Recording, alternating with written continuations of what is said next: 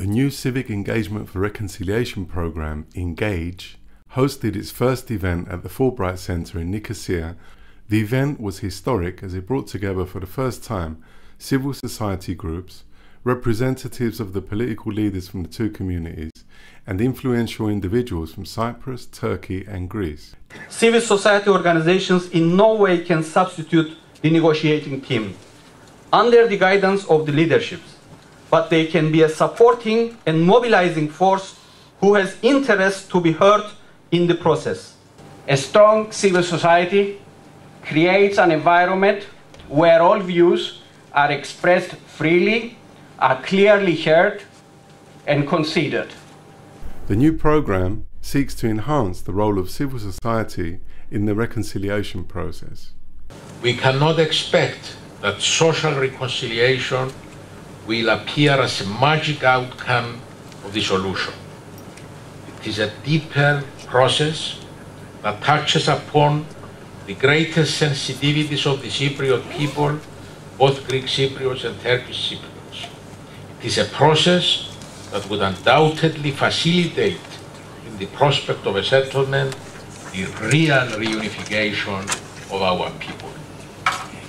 This is why we see with satisfaction and optimism the efforts already being undertaken by representatives of civil society and the academic community in order to engage actively in this really vital process of reconciliation and peace. Participating in NGO work creates its own positive energy, I believe, and it enables us to inspire and be inspired, to do work which we cannot do by ourselves, to overcome problems which seem insurmountable on our own. Such activities offer a platform of free thinking and enables us to think out of the box to solve our problems. I found myself in political life as a result of such a journey. Looking back, I have fond memories of the heated debates we had with our Greek Cypriot counterparts, and even sometimes among ourselves. Sometimes we thought these debates led to nowhere, but in fact the truth is they got me to where I am today, and I believe our communities where they are today. So the formula, I think, as these vital talks are ongoing, is not to rest and wait, but to do what you're doing now, and to accelerate, in fact, civil society contacts in order to get subliminally and otherwise messages to the leaders. Move.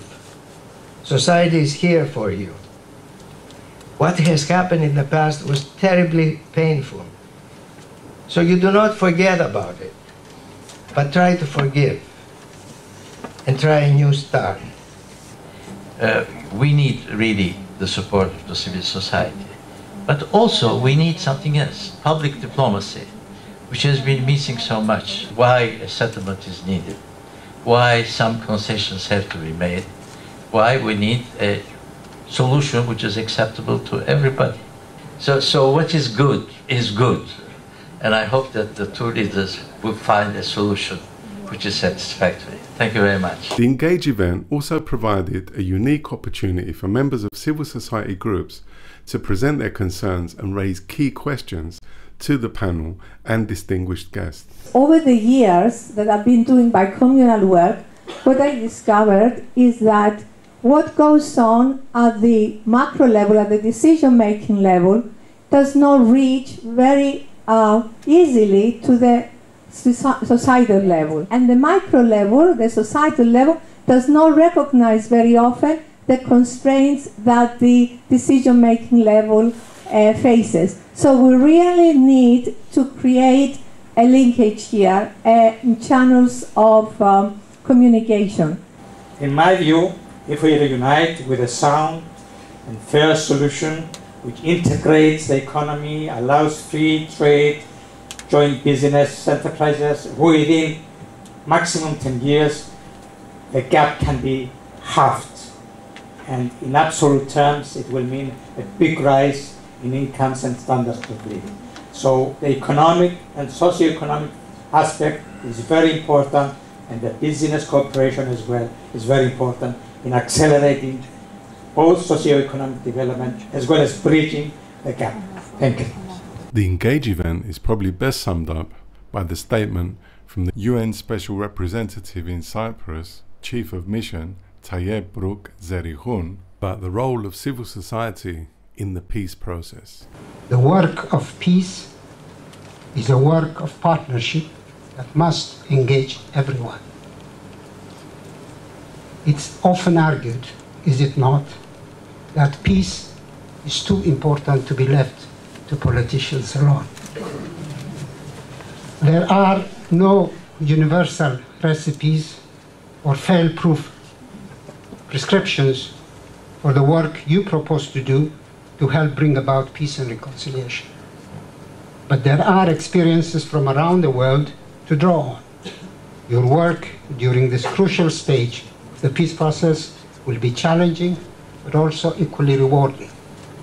We at the United Nations will follow it with great interest and provide all the support we can.